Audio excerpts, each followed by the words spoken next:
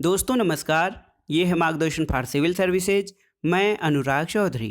दोस्तों माध्यमिक शिक्षा सेवा चयन बोर्ड द्वारा आगामी टीजीटी पीजीटी परीक्षा के दृष्टिगत आज की वीडियो में हम सॉल्व करेंगे इतिहास विषय का प्रैक्टिस सेट, जो टीजीटी सामाजिक विज्ञान और प्रवक्ता परीक्षा यानी पीजीटी इतिहास के लिए बहुत ही उपयोगी है। दोस्तों इसके साथ ही ये प्रैक्टिस सेट अन्य प्रतियोगी परीक्षाओं जैसे गवर्नमेंट इंटर कॉलेज प्रवक्ता, गवर्नमेंट डिग्री कॉलेज, उच्चतर शिक्षा असिस्टेंट प्रोफेसर, केंद्रीय विद्यालय संगठन, एलटी ग्रेड और नेट जेआरएफ के लिए बहुत ही उपयोगी तथा महत्वपूर्ण है। तो आइए सॉल्व करते हैं आज का प्रैक्टिस सेट, टीजीटी पीजीटी इतिहास का प्रैक्टिस सेट संख्या 6। दोस्तों आज के प्रैक्टिस सेट का पहला प्रश्न आइए देखते हैं, शुरू करते हैं। पहला प्रश्न है दोस्तों, प्रयाग स्तंभ अभिलेख के अनुसार निम्न में से किस प्रकार का व्यवहार समुद्रगुप्त द्वारा दक्षिण भारत के राजाओं के साथ किया गया। ऑप्शन है उनका हिंसक उन्मूलन, बंदी बनाकर मुक्त कर देना, उनकी अस्थायी परतंत्रता या फिर उनके संपूर्ण विस्थापन के पश्चात उनके राज्य का अधिग्रहण। तो सही उत्तर है दोस्तों ऑप्शन बी, बंदी बनाकर मुक्त कर देना। दोस्तों समुद्रगुप्त की प्रयाग प्रशस्ति की 19वीं और 20वीं पंक्ति में उसके दक्षिण भारत के अभियान का वर्णन किया गया है। समुद्रगुप्त ने दक्षिण भारत के 12 शासकों को पराजित करके उनको मुक्त किया था और इस नीति को ग्रहण मोक्षानुग्रह की संज्ञा दी गई है। और प्रयाग प्रशस्ति की रचना आप जानते हैं समुद्रगुप्त के संधि विग्राहिक मंत्री हरिसेन द्वारा की गई थी। तो याद कर लीजिए, प्रयाग स्तंभ लेख के अनुसार दोस्तों समुद्रगुप्त द्वारा दक्षिण भारत के राजाओं के साथ जो व्यवहार किया गया था वो था उनको बंदी बनाकर मुक्त कर देना। अगला प्रश्न देखते हैं दोस्तों, उत्तर वैदिक काल में विभाजन का आधार क्या था। ऑप्शन है वर्ण व्यवस्था, श्रम विभाजन, आश्रम व्यवस्था या उपरोक्त सभी। तो सही उत्तर है उत्तर वैदिक काल में सामाजिक विभाजन का आधार जो है वो वर्ण व्यवस्था था। दोस्तों उत्तर वैदिक काल में सामाजिक व्यवस्था में विभाजन जो है वो वर्ण व्यवस्था पर आधारित थी और ऋग्वेद के 10वें मंडल के पुरुष सूक्त में वर्ण व्यवस्था का पहली बार उल्लेख किया गया है। हालांकि इसका व्यवस्थित रूप से स्थापना उत्तर वैदिक काल में हुआ और 4 वर्णों की व्यवस्था जिसमें ब्राह्मण, क्षत्रिय, वैश्य और शूद्र शामिल थे। दोस्तों वहाँ पे क्षत्रिय को राजन्य कहा गया है, यानी उत्तर वैदिक काल में जो वर्ण व्यवस्था थी वो 4 वर्णों में विभाजन किया गया था समाज का, ब्राह्मण, राजन्य, वैश्य और शूद्र। अगला प्रश्न देखते हैं, अशोक के धम्म का केंद्र बिंदु क्या था। ऑप्शन है देखिए अहिंसा, धार्मिक सहिष्णुता, अष्टांगिक मार्ग या मध्यम मार्ग। तो सही उत्तर क्या है ऑप्शन बी आपका सही उत्तर है दोस्तों। अशोक के धम्म का केंद्र बिंदु धार्मिक सहिष्णुता था। अशोक ने अपने दूसरे और 7वें स्तंभ लेख की व्याख्या में धम्म की व्याख्या की है और उसमें दया, दान, पवित्रता, साधुता, पाप रहित होना, मृदुता, कल्याणकारी कार्यों को करना आदि इसका अंग बताया गया है। दोस्तों 12वां शिलालेख बहुत ही महत्वपूर्ण है और 12वें शिलालेख में अशोक ने अपने धर्म की उन्नति के साथ अन्य धर्मों की सार वृद्धि की कामना करता है और इस प्रकार अशोक के धम्म का केंद्र बिंदु सर्वधर्म समभाव या फिर धार्मिक सहिष्णुता रही है। अगला प्रश्न है दोस्तों, शिवाजी का प्रशासन जो था उसका स्वरूप कैसा था। ऑप्शन है निरंकुश प्रशासन, निरंकुश लोकहितकारी, सैन्य प्रधान या फिर निरंकुश राजतंत्र। तो सही उत्तर क्या है दोस्तों, शिवाजी का प्रशासन जो था वो निरंकुश लोकहितकारी था। ऑप्शन बी आपका सही है। शिवाजी दोस्तों 1627 से 1680 ये एक निरंकुश शासक थे, लेकिन राज्य की संपूर्ण शक्तियां उनमें केंद्रित होने के बावजूद भी उन्होंने अपनी शक्तियों का प्रयोग लोकहित में या लोक कल्याण के कार्यों के लिए किया। इसलिए शिवाजी का जो प्रशासन है इसको निरंकुश लोकहितकारी प्रशासन कहा जाता है। दोस्तों शिवाजी को प्रशासन में सहायता देने के लिए 8 मंत्री भी होते थे जिनको कि अष्टप्रधान कहा जाता था। अगला प्रश्न, पांचवा प्रश्न है, प्रथम आंग्ल मराठा युद्ध की समाप्ति कैसे हुई थी? ऑप्शन है तलेगांव की संधि, बड़गांव की संधि, सालबाई की संधि या बसीन की संधि के साथ। दोस्तों, प्रथम आंग्ल मराठा युद्ध जो 1775 से 1782 इसका सूत्रपात हुआ था, ये 1782 के सालबाई संधि के साथ समाप्त हुआ था। ऑप्शन सी आपका सही उत्तर है। सालबाई संधि के साथ प्रथम आंग्ल मराठा युद्ध समाप्त हुआ और दोनों पक्षों ने एक दूसरे के जीते हुए प्रादेशिक क्षेत्रों को वापस कर दिया और अंग्रेजों ने रघुनाथ राव का साथ छोड़ दिया था प्रथम आंग्ल मराठा युद्ध के बाद। तो याद करिए, प्रथम आंग्ल मराठा युद्ध की जो परिणति थी, अंतिम परिणति या इसकी समाप्ति 1782, दोस्तों 1782 के सालबाई की संधि के द्वारा प्रथम आंग्ल मराठा युद्ध की समाप्ति हुई थी। अगला प्रश्न है, देखिए, निम्नलिखित में से कौन सा कथन ऋग्वैदिक स्त्रियों के विषय में सही नहीं है? ऑप्शन ए है, वे सभा की कार्रवाई में भाग लेती थीं, वे यज्ञ अनुष्ठान करती थीं, वे युद्धों में सक्रिय भाग लेती थीं और उनका विवाह यौवनारंभ से पूर्व हो जाता था। तो दोस्तों, ऑप्शन डी आपका ऋग्वैदिक स्त्रियों के विषय में सही नहीं है। दोस्तों, ऋग्वैदिक काल में स्त्रियों की दशा बहुत अच्छी थी। वे सभा और विदथ में भाग लेती थीं, युद्धों में शामिल होती थीं और यज्ञ अनुष्ठान भी करती थीं। स्त्रियों का उपनयन संस्कार भी होता था और स्त्रियों में नियोग प्रथा, पुनर्विवाह और बहुपति विवाह का प्रचलन था, लेकिन उनका विवाह वयस्क होने पर ही किया जाता था। तो सही उत्तर है ऑप्शन डी जो है, ये ऋग्वैदिक स्त्रियों के विषय में सही नहीं है। अगला प्रश्न है दोस्तों, परवर्ती हड़प्पा कालीन कला वस्तुओं के साथ चित्रित धूसर मृदभांड मिला है। देखिए, ये जो है परवर्ती हड़प्पा कालीन कला वस्तुओं के साथ चित्रित धूसर मृदभांड कहाँ से मिला है? ऑप्शन है रोपड़, भगवानपुरा, बनावली या फिर दौलतपुर। तो सही उत्तर है दोस्तों ऑप्शन बी, भगवानपुरा। भगवानपुरा कहाँ है?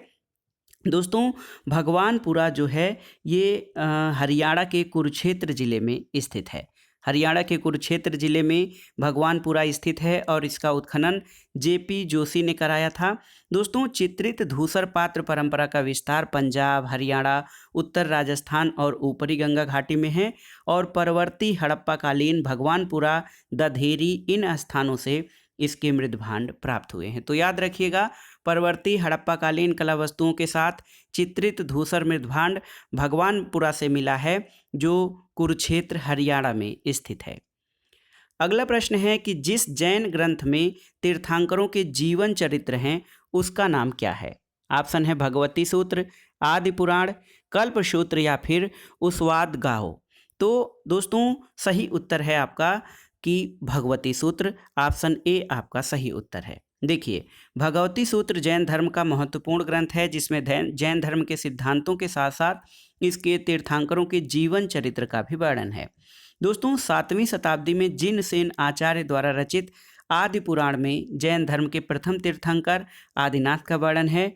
भद्रबाहु के द्वारा जो कल्पसूत्र की रचना की गई है, ये एक प्रमुख जैन ग्रंथ है और उस उवास गसाओं में 10 जैन व्यापारियों का वर्णन है जो तपस्या द्वारा मोक्ष को प्राप्त किए थे। तो उत्तर है दोस्तों, जैन तीर्थंकरों के जीवन चरित्र भगवती सूत्र में वर्णित हैं। अगला प्रश्न है, निर्वसित यानी वर्जित और अनिर्वसित यानी अवर्जित सूत्रों का उल्लेख कहाँ पर हुआ है? ऑप्शन है आपके यास्क के निरुक्त में, पाणिनि की अष्टाध्यायी में, कौटिल्य के अर्थशास्त्र में या उपरोक्त में से किसी में भी नहीं। तो दोस्तों, वर्जित और अवर्जित सूत्रों का उल्लेख पाणिनि के अष्टाध्यायी में किया गया है। ऑप्शन बी आपका सही उत्तर है। महर्षि पाणिनि के द्वारा जो अष्टाध्यायी है, ये संस्कृत व्याकरण का प्राचीन ग्रंथ माना जाता है। इसमें 8 अध्याय हैं और व्याकरण के साथ ही यहाँ पर स्थान स्थान पर इतिहास के बारे में भी जानकारियाँ दी गई हैं। इसमें निर्वसित यानी वर्जित और अनिर्वसित यानी अवर्जित सूत्रों का उल्लेख मिलता है। दोस्तों, पाणिनि जो थे वो नंदों के समकालीन थे। अगला प्रश्न है, निम्न में से किस एक स्थल से जंगली और बोई जाने वाली दोनों प्रकार के धान की प्रजातियों के प्राचीनतम साक्ष्य मिले हैं? ऑप्शन देखिए, आदमगढ़, आहाड़, बागोर या बेलन।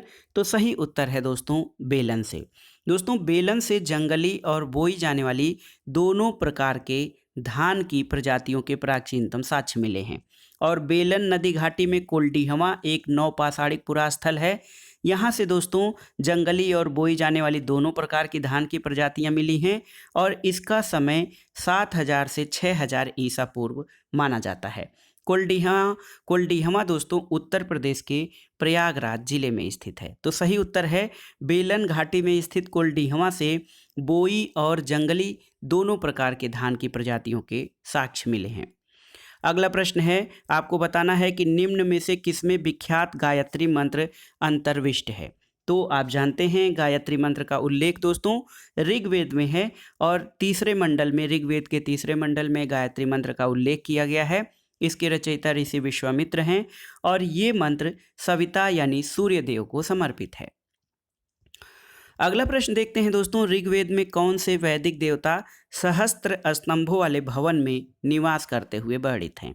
तो उत्तर है ऋग्वैदिक काल में दोस्तों इंद्र और अग्नि। ऑप्शन ए देखिए, इंद्र और अग्नि ये वैदिक देवता 1000 स्तंभों वाले भवन में निवास करते हुए वर्णित हैं। ऋग्वेद काल में देवताओं की संख्या 33 निर्धारित थी। इसमें आकाश, अंतरिक्ष, पृथ्वी के देवता के रूप में वर्गीकृत किया गया था। दोस्तों इंद्र और अग्नि को ऋग्वेद में सहस्त्र स्तंभों वाले भवन में निवास करने वाले देवता के रूप में वर्णित किया गया है। और ऋग्वेद में इंद्र के लिए 250 यानी 250 सूक्त हैं और अग्नि के लिए 200 सूक्त हैं। तो इसका मतलब ये है कि वैदिक काल में इंद्र और अग्नि बहुत ही महत्वपूर्ण देवता माने जाते थे। अगला प्रश्न देखते हैं, निम्नलिखित कथनों पर विचार कीजिए। देखिए, कथन एक है कि हड़प्पा के निवासी कपास उगाते थे और उसको उपयोग में लाते थे। तो ये आपका सही है। हड़प्पा के निवासियों को तांबा और कांसे का कोई ज्ञान नहीं था। तो ये गलत है क्योंकि हड़प्पा के निवासियों को तांबा और कांसे का ज्ञान था। मानक हड़प्पा मुद्रा मिट्टी की बनी होती थी। तो ये सही नहीं है। तो इस आधार पर सही उत्तर आपका हो जाएगा ऑप्शन ए, केवल एक सही है। दोस्तों हड़प्पा सभ्यता के आर्थिक जीवन में कृषि, पशुपालन, शिल्प और व्यापार आदि का बहुत महत्व था और कपास जो था सैंधव लोगों की मूल फसल थी। हड़प्पा वासियों को तांबे और कांसे की जानकारी थी और हड़प्पा सभ्यता की मुहरें सेल खड़ी की बनी होती थीं। हालांकि कांचली मिट्टी, गोमेद, चट और मिट्टी की बनी मोहरें भी प्राप्त हुई हैं। तो सही उत्तर है हड़प्पा सभ्यता के निवासी कपास उगाते थे और उसको प्रयोग में लाते थे। ये आपका सही कथन है। अगला प्रश्न है, देखिए, ताम्र संचय का संबंध किससे है। ऑप्शन है चमकीले लाल मृदभांड से, गैरिक मृदभांड से, काले और लाल मृदभांड से या फिर चित्रित धूसर मृदभांड से।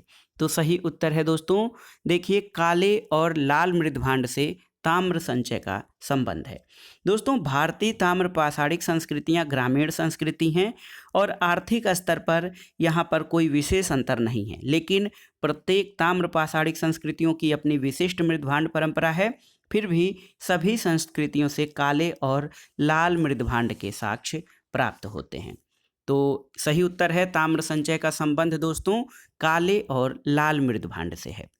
अगला प्रश्न है, निम्नलिखित शासकों में से किस एक ने अधिकारियों के भरण पोषण के लिए भूमि अनुदान दी थी, आपको बताना है। ऑप्शन देखिए, बिंबिसार, चंद्रगुप्त मौर्य, अशोक या फिर हर्षवर्धन। तो सही उत्तर है हर्षवर्धन। ऑप्शन डी आपका सही उत्तर हो जाएगा। हर्षवर्धन दोस्तों 606 ईस्वी से 647 ईस्वी इसके शासनकाल में प्रशासनिक अधिकारियों को नकद वेतन देने के बजाय उनके भरण पोषण के लिए भूमि अनुदान की व्यवस्था की गई थी। अगला प्रश्न देखते हैं, अपने वृत्तांत में फाह्यान उल्लेख नहीं करता है, किस चीज का। तो सही उत्तर है फाह्यान दंड न्याय की कठोरता का उल्लेख नहीं करता है। आप जानते हैं कि फाह्यान दोस्तों चंद्रगुप्त द्वितीय यानी चंद्रगुप्त विक्रमादित्य के शासनकाल में आया था। ये एक चीनी यात्री था। उसके अनुसार मध्य देश ब्राह्मणों का देश था जहाँ लोग सुखी और संपन्न थे। मृत्यु दंड नहीं दिया जाता था और दंड विधान जो है ये कठोर भी नहीं था। चांडालों का विस्तृत वर्णन करने वाला फाह्यान पहला विदेशी यात्री था। उसके अनुसार लोग मांस, मदिरा, लहसुन, प्याज का प्रयोग नहीं करते थे। अगला प्रश्न है, सूची 1 का सूची 2 से सुमेलन करना है। देखिए, रुद्रमल मंदिर आपका कहाँ है। तो सही उत्तर है रुद्रमल मंदिर आपका सिद्धपुर में स्थित है। देखिए रुद्रमल मंदिर सिद्धपुर में, ए का चौथा हो जाएगा। कंदरिया महादेव मंदिर आप जानते हैं खजुराहो में स्थित है, बी का पहला। इसके अलावा उदयेश्वर मंदिर आपका उदयपुर में स्थित है दोस्तों, सी का पांचवा हो जाएगा। और लिंगराज मंदिर आप जानते हैं भुवनेश्वर में स्थित है। तो इस प्रकार से आप मंदिर और उनके स्थानों का जो है मिलान कर सकते हैं। देखिए दोस्तों, गुजरात के सिद्धपुर में रुद्रमल मंदिर का निर्माण जयसिंह सिद्धराज ने कराया था। मध्य प्रदेश के खजुराहो में कंदरिया महादेव का निर्माण चंदेल शासकों द्वारा करवाया गया था। परमार वंश के शासक उदयादित्य ने उदयेश्वर मंदिर का निर्माण मध्य प्रदेश के उदयपुर में कराया था। और उड़ीसा में भुवनेश्वर में लिंगराज मंदिर है, इसका निर्माण सोमवंशी शासकों ने कराया था। तो सही उत्तर आपका हो जाएगा ऑप्शन सी। अगला प्रश्न है, निम्नलिखित शासकों के शासन का सही कालानुक्रम क्या है? देखिए राज तृतीय, राजेंद्र तृतीय, राजाधिराज द्वितीय और विक्रम चोल।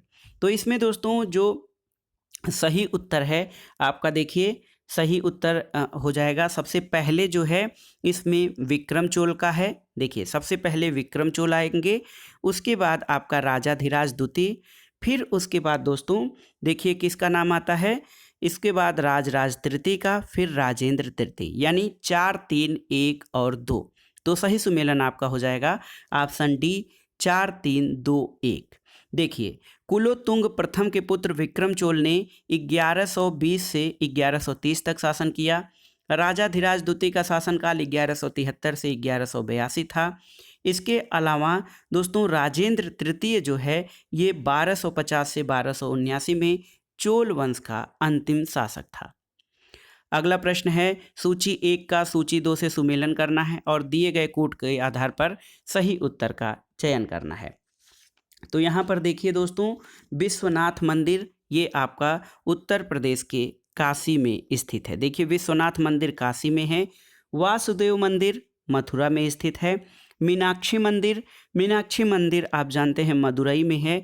और एकनासा या सुभद्रा मंदिर ये पूरी उड़ीसा में स्थित है। तो याद कर लीजिए दोस्तों, विश्वनाथ मंदिर बनारस में, मीनाक्षी मंदिर मदुरई में और पुरी में जगन्नाथ मंदिर में कृष्ण बलराम और उनकी बहन सुभद्रा की मूर्तियां हैं। और वासुदेव का संबंध मथुरा से है। तो सही उत्तर आपका देखिए ऑप्शन में हो जाएगा ऑप्शन सी 3 4 2 1।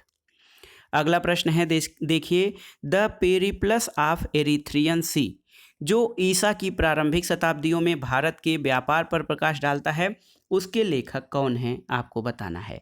तो बुक का नाम है द पेरिप्लस ऑफ एरिथ्रियन सी। तो सही उत्तर है दोस्तों पेरिप्लस ऑफ द एरिथ्रियन सी के लेखक का नाम अज्ञात है, जो ईसा की प्रारंभिक शताब्दियों में हिंद महासागर की यात्रा पर आया था। दोस्तों आप जानते हैं टालेमी ने भारत का भूगोल लिखा था।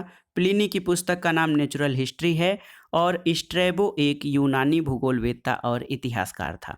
तो याद कर लीजिए the Periplus of the Erythraean Sea ईसा की प्रारंभिक शताब्दियों की ये रचना मानी जाती है।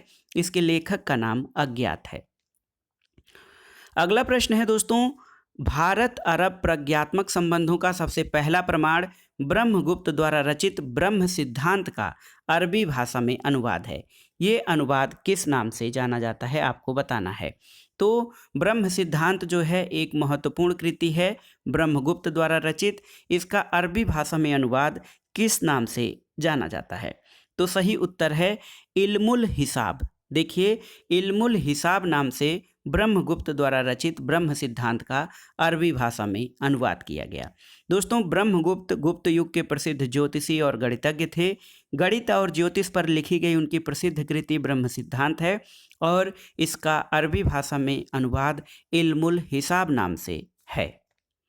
अगला प्रश्न है, मंगोल आक्रमणकारी कुतलुग ख्वाजा ने भारत पर किसके शासनकाल में आक्रमण किया था? ऑप्शन है आपके बलवन, जलालुद्दीन, अलाउद्दीन और गयासुद्दीन तुगलक। तो सही उत्तर है दोस्तों अलाउद्दीन खिलजी, जिसका शासनकाल 1296 से 1316 था। उसके समय में मंगोलों के सर्वाधिक आक्रमण हुए थे। और यहाँ पर देखिए दोस्तों, कुतलुग ख्वाजा ने मंगोल सेना का नेतृत्व 1299 में किया था और ये अलाउद्दीन के शासनकाल में आक्रमण हुआ था। तो याद कर लीजिए, मंगोल आक्रमणकारी कुतलुग ख्वाजा ने भारत पर अलाउद्दीन के समय में आक्रमण किया था और अलाउद्दीन के समय में ही दोस्तों ये सल्तनतकालीन शासक था अलाउद्दीन खिलजी। इसके समय में सर्वाधिक मंगोल आक्रमण हुए थे। अगला प्रश्न देखते हैं, जनता की शैक्षिक आवश्यकताओं की पूर्ति के लिए मदरसा ए नासरी का निर्माण किसके शासनकाल में किया गया था, आपको बताना है। तो सही उत्तर है दोस्तों इल्तुतमिश। देखिए, इल्तुतमिश ने दिल्ली में मोहम्मद गोरी के नाम पे मदरसा ए मोइजी और अपने बड़े पुत्र नसीरुद्दीन महमूद के नाम पर मदरसा ए नासरी का निर्माण करवाया था और उसने मिन्हास उस सिराज को मदरसे का प्रधानाचार्य भी नियुक्त किया था। तो याद कर लीजिए, मदरसा ए नासरी और मदरसा ए मोइजी का निर्माण इल्तुतमिश ने करवाया था। अगला प्रश्न है, निम्नलिखित में से कौन सा अधिकारी अलाउद्दीन खिलजी के बाजार नियंत्रण तंत्र का भाग नहीं था। ऑप्शन है दीवान ए रियासत, शहना, बरीद और दीवाने मुस्तखराज।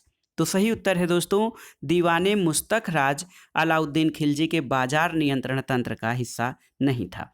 दोस्तों, अलाउद्दीन के बाजार नियंत्रण प्रणाली में शहना ए मंडी, बरीद, दीवाने रियासत और न्याय के लिए सराय अदुल नामक अधिकारियों की नियुक्ति की गई थी और दीवाने मुस्तखराज ये विभाग जो है राजस्व में भ्रष्टाचार को समाप्त करने के लिए किया गया था। तो याद कर लीजिए, दीवाने मुस्तखराज जो है ये अलाउद्दीन के बाजार नियंत्रण प्रणाली का भाग नहीं था। अगला प्रश्न है, बलवन अपने राज्य क्षेत्र में विस्तार करने में असफल रहा, किस कारण से। तो सही उत्तर है दोस्तों बलवन मंगोल आक्रमणकारियों के भय के कारण अपने राज्य का विस्तार करने में असमर्थ रहा था या असफल रहा था। बलवन को अपने शासनकाल के दौरान हमेशा ही मंगोल आक्रमणों का भय रहा, इस कारण वह राज्य विस्तार की नीति नहीं अपना सका और उसने मंगोल आक्रमणों से सुरक्षा के लिए पर्याप्त उपाय किए थे। अगला प्रश्न है, आदि ग्रंथ में भजन संकलित नहीं है किसके। ऑप्शन है धन्ना के, पीपा के, रैदास के या फिर सेना के। तो सही उत्तर है दोस्तों पीपा के। आदि ग्रंथ में जो एक संत हैं पीपा, इनके भजन संकलित नहीं हैं। सिख संप्रदाय के 5वें गुरु अर्जुन देव ने सिखों के पवित्र धर्म ग्रंथ आदि ग्रंथ की रचना की थी। इसमें धन्ना, रैदास और सेना के भजनों का संकलन किया गया है।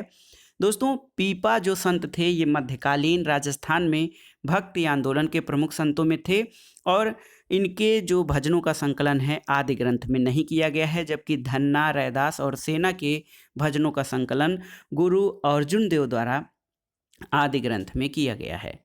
अगला प्रश्न है दोस्तों, औरंगजेब के काल में जिन सतनामियों ने विद्रोह कर नरनौल शहर पर अधिकार किया था वे किसके अनुयायी थे। तो सही उत्तर है दोस्तों रैदास के अनुयायी। औरंगजेब के शासनकाल में दोस्तों 1672 में सतनामियों का विद्रोह हुआ था। नारनौल और मेवात जिलों में उनके धार्मिक संप्रदाय का प्रचलन था। वे लोग रैदास के अनुयायी थे, यानी रैदासी संप्रदाय से थे और उन्होंने अपने संपूर्ण शरीर के बालों को मोड़ कर रखते थे। तो देखिए, औरंगजेब के काल में जिन सतनामियों का विद्रोह कर नारनौल शहर पर अधिकार किया था वो सब रैदास के अनुयायी थे। अगला प्रश्न है, निम्नलिखित में से कौन सा शासक नृत्य और संगीत में निपुण था, आपको बताना है। तो सही उत्तर है ये शासक था आदिल शाह सूर। दोस्तों, आदिल शाह सूर जो है इस्लाम शाह की मृत्यु के बाद सूर साम्राज्य जो है 5 भागों में बट गया था। चुनार से बिहार तक के प्रदेश पर आदिल शाह सूर का अधिकार था। वो जो है नृत्य और संगीत में निपुण शासक था। अगला प्रश्न है, देखते हैं, मराठों के इतिवृत्त क्या कहलाते थे। मराठों के इतिवृत्त या इतिहास क्या कहे जाते थे। तो उत्तर है दोस्तों बखार। दोस्तों, मराठी इतिवृत्त या इतिहास वृत्त को बखार की संज्ञा दी गई है। याद कर लीजिएगा, बखार मराठों के इतिवृत्त को कहा जाता है। अगला प्रश्न है दोस्तों, ख्वाजा अब्दुल समद किसके दरबार का प्रसिद्ध चित्रकार था, आपको बताना है। ऑप्शन है बाबर, अकबर, जहांगीर या शाहजहां। तो सही उत्तर है ख्वाजा अब्दुल समद अकबर कालीन प्रसिद्ध चित्रकार था और अकबर ने इन्हें सीरी कलम की उपाधि दी थी और इनके नेतृत्व में चित्रकला का एक पृथक विभाग भी खोला था। अगला प्रश्न देखते हैं, मुगल साम्राज्य में भू राजस्व व्यवस्था मुख्यतः किसमें व्यक्त किया जाता था? ऑप्शन है तांबे के दाम में, चांदी के रुपए में, स्वर्ण मुहर में या फिर मन में। तो सही उत्तर है दोस्तों, मुगल काल में भू राजस्व का निर्धारण तांबे के सिक्के दाम के रूप में किया जाता था और तांबे का सबसे छोटा सिक्का जीतल कहलाता था। दोस्तों, अकबर द्वारा चलाया गया सोने का सिक्का संसव था और चांदी के सिक्के को रुपया कहा जाता था। अगला प्रश्न है कि रोशन अख्तर सिंहासनारूढ़ होने पर कौन सी उपाधि धारण की? तो सही उत्तर है मोहम्मद शाह। दोस्तों, मोहम्मद शाह का मूल नाम रोशन अख्तर था। याद रखिए, मोहम्मद शाह का मूल नाम रोशन अख्तर था। वो अधिक विलासितापूर्ण जीवन जीता था, इसके कारण इसे रंगीला बादशाह कहा गया था और इसके काल में सैयद बंधुओं का अंत हुआ और निजामुल मुल्क ने हैदराबाद और सआदत खान ने अवध राज्य की स्थापना की थी। दोस्तों, मोहम्मद शाह के समय में ही 1739 में नादिर शाह का आक्रमण हुआ था। तो याद रखिए, रोशन अख्तर मोहम्मद शाह का मूल नाम था। अगला प्रश्न है कि शेख अहमद सरहिंदी को बंदी बनाया गया था किसके द्वारा? तो सही उत्तर है शेख अहमद सरहिंदी को जहांगीर के द्वारा बंदी बनाया गया था।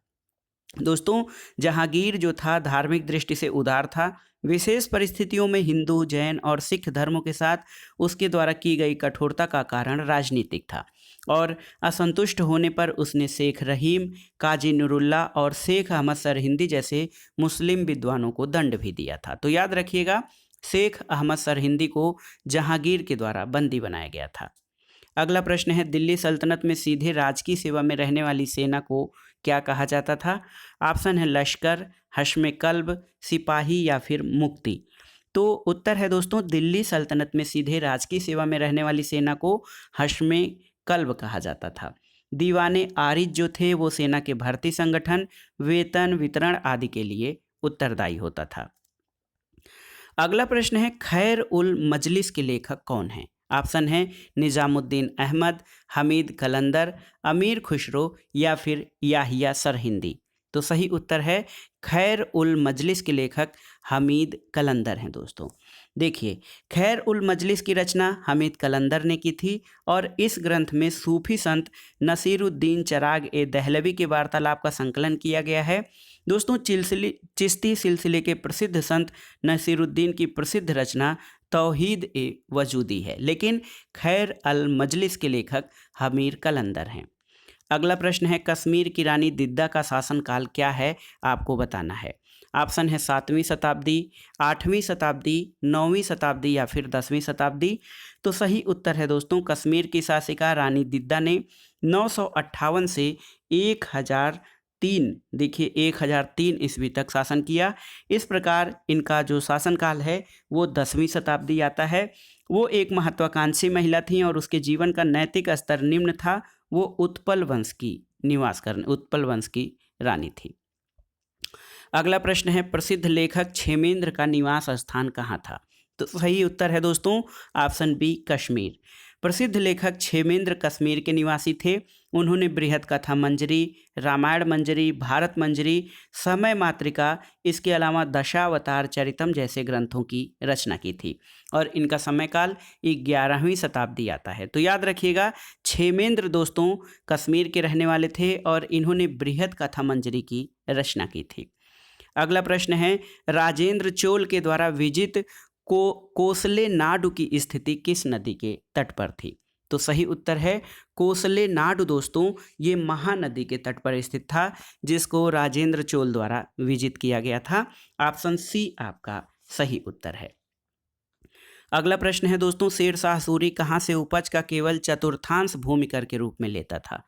सासाराम, आगरा, मुल्तान या फिर लाहौर। तो सही उत्तर है ऑप्शन सी मुल्तान। दोस्तों, शेरशाह सूरी जिसने कि 1540 से 45 ईस्वी में शासन किया था, इसकी लगान व्यवस्था अच्छी मानी जाती है। सामान्य रूप से उसने पैदावार का 1/3 भूमिकर लगाया था, जबकि मुल्तान से उपज का केवल 1/4 यानी चतुर्थांश ही भूमिकर वसूला जाता था। अगला प्रश्न है, कांधार कब मुगलों के हाथ से निकलकर सफवियों के पास चला गया था? ऑप्शन है 606 ईस्वी, 1617 ईस्वी, 1622 या 1632। तो सही उत्तर है दोस्तों, सबसे पहले बाबर ने 1522 में कांधार पर अधिकार किया। हुमायूं की मृत्यु के बाद 1558 में फारस ने उस पर अधिकार किया।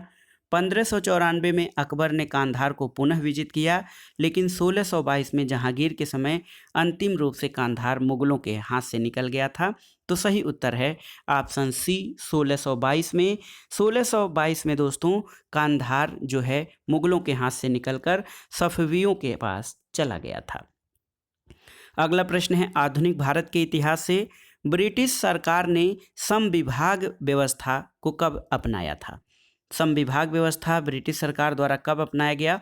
तो दोस्तों 1861 ईस्वी। देखिए 1861 ईस्वी में प्रथम भारतीय परिषद अधिनियम पारित किया गया था और इसके अंतर्गत लॉर्ड कैनिंग ने विभागीय प्रणाली की नींव रखी थी और साथ ही गवर्नर जनरल को अध्यादेश जारी करने की शक्ति प्रदान की गई थी। तो सही उत्तर है विभागीय व्यवस्था की शुरुआत 1861 में की गई थी। एक आसान सा प्रश्न है, व्हिटले कमीशन का संबंध किससे है? तो आप जानते हैं व्हिटले कमीशन दोस्तों श्रम सुधारों से संबंधित था। तो याद कर लीजिए व्हिटले कमीशन का गठन 1929 में, दोस्तों व्हिटले कमीशन का गठन 1929 में लॉर्ड इरविन के शासनकाल में किया गया था। ये आयोग श्रम संबंधी सुधारों के लिए बनाया गया था और इसके अध्यक्ष जॉन हेनरी व्हिटले थे। अगला प्रश्न है दोस्तों, पुर्तगालियों ने क्रमशः कब गोवा को जीता और होर्मुज को खो दिया था? तो ऑप्शन है आपके 1510 और 1622, यानी ऑप्शन सी। देखिए भारत में पुर्तगाली शक्ति के वास्तविक संस्थापक अल्फांसो डी अल्बुकर्क था। दोस्तों पुर्तगाली शक्ति का वास्तविक संस्थापक अल्फांसो डी अल्बुकर्क था और उसने बीजापुर के सुल्तान से 1510 में गोवा को जीत लिया, जबकि 1622 में अंग्रेजों ने पुर्तगालियों की प्रमुख चौकी होर्मुज पर अधिकार कर लिया था। तो अगला प्रश्न देखते हैं, भारत में अंग्रेजी राज की प्रारंभिक अवस्था में अंग्रेजों को पराजित करने वाला भारतीय शासक कौन था? आपको बताना है। तो सही उत्तर है हैदर अली। दोस्तों हैदर अली जो है ये भारत में अंग्रेजी राज की प्रारंभिक अवस्था में अंग्रेजों को पराजित किया था। पहला आंग्ल मैसूर युद्ध 1767 से 1769 ईस्वी में हैदर अली से अंग्रेज परास्त हुए थे और अंग्रेजों को हैदर अली के साथ मद्रास की संधि करनी पड़ी और उसकी शर्तें हैदर अली के पक्ष में थीं और ये भारत में अंग्रेजों की प्रथम पराजय मानी जाती थी। अगला प्रश्न है, मीर कासिम द्वारा ईस्ट इंडिया कंपनी को प्रदत्त जमींदारी में निम्नलिखित जिले में कौन एक शामिल नहीं था? ऑप्शन है आपके बर्दवान, मुजफ्फरपुर, मिदनापुर और चटगांव। तो सही उत्तर है दोस्तों 1760 में मीर कासिम ने बंगाल का नवाब बनने के बदले कंपनी को वर्धमान, मिदनापुर और चटगांव की दीवानी प्रदान की थी और उसमें मुजफ्फरनगर या मुजफ्फरपुर दोस्तों शामिल नहीं था। तो सही उत्तर है ऑप्शन बी, मुजफ्फरपुर अंग्रेजों की जमींदारी में शामिल नहीं था। अगला प्रश्न बहुत ही महत्वपूर्ण है। देखिए वर्ष 1927 की बटलर कमेटी का उद्देश्य क्या था? आपको बताना है।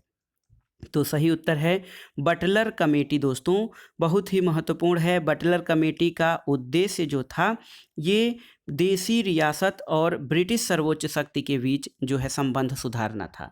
तो ऑप्शन डी आपका सही हो जाएगा। भारत सरकार और देसी रियासतों के बीच संबंध सुधारने के लिए 1927 में बटलर कमेटी का गठन किया गया था और इस समय लॉर्ड इरविन जो था ये वायसराय था। तो याद रख लीजिए लॉर्ड इरविन गवर्नर जनरल था उस समय जब बटलर कमेटी का गठन हुआ था 1927 में। बटलर कमेटी भारत सरकार और देसी रियासतों के बीच संबंध को सुधारने के लिए बनाई गई थी। अगला प्रश्न है, पिंडारियों का दमन किसने किया था? तो सही उत्तर है दोस्तों पिंडारियों का दमन देखिए ये पिंडारी लुटेरों का एक दल था जिन्हें मराठों का समर्थन प्राप्त था और लॉर्ड हेस्टिंग्स के शासनकाल में इनका दमन किया गया।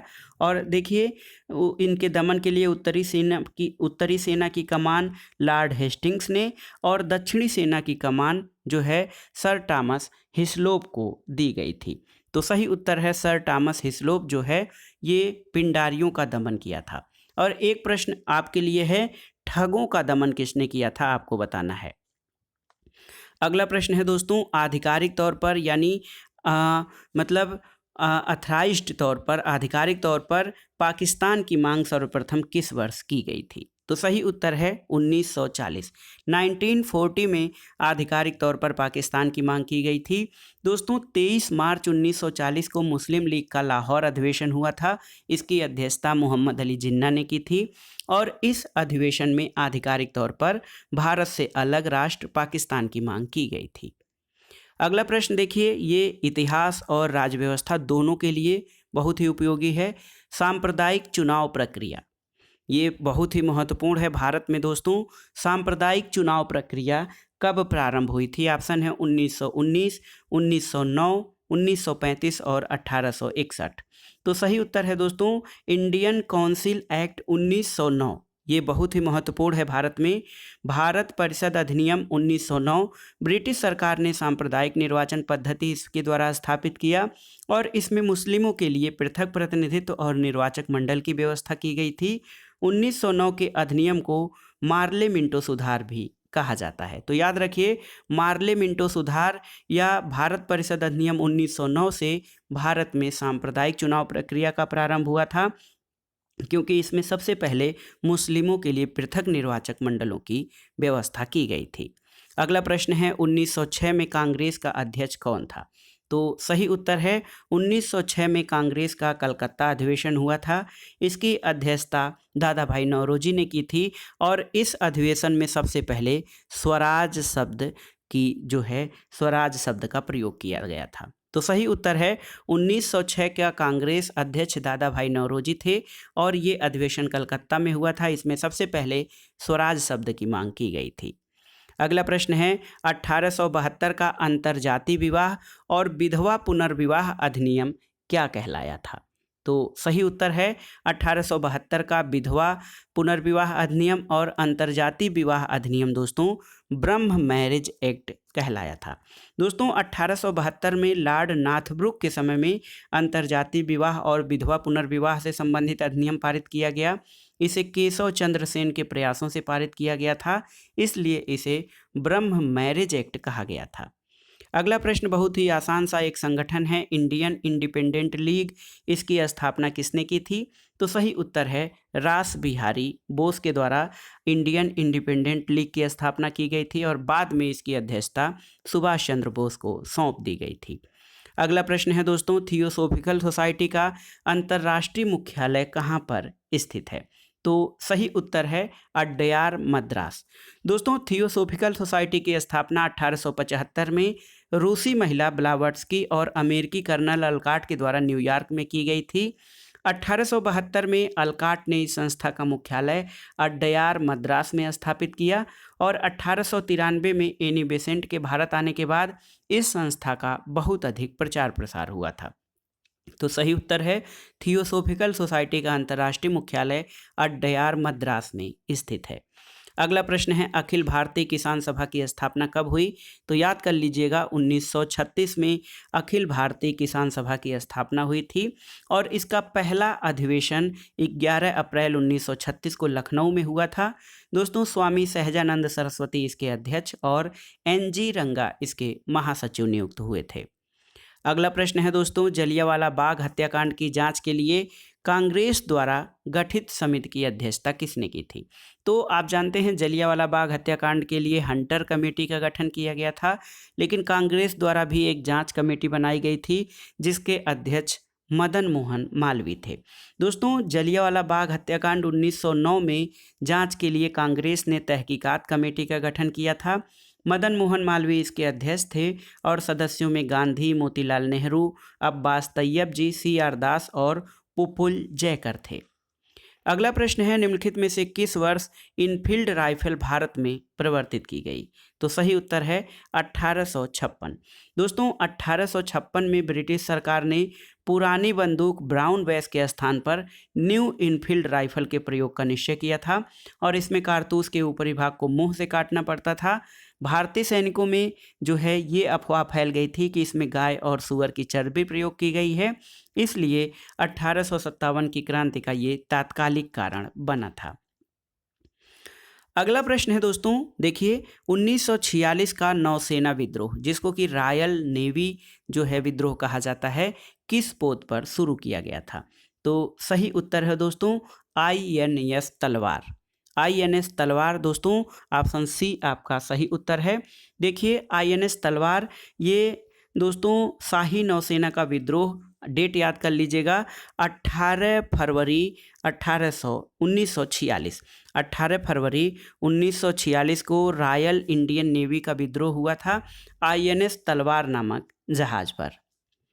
अगला प्रश्न है, बर्लिन पहुंचने के बाद सुभाष चंद्र बोस ने काबुल में किस नाम से पासपोर्ट प्राप्त किया था?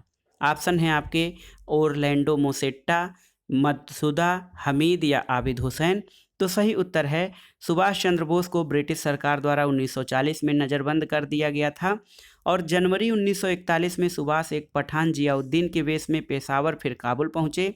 काबुल से बर्लिन पहुंचने के लिए उन्होंने ओरलैंडो मैसोट्टा नाम से पासपोर्ट लिया था। तो सही उत्तर है ऑप्शन ए ओरलैंडो मैसोट्टा। अगला प्रश्न है दोस्तों, मदर इंडिया पुस्तक के लेखक कौन हैं? तो सही उत्तर है lady Catherine Mayo. Mother India lady Catherine Mayo की रचना है।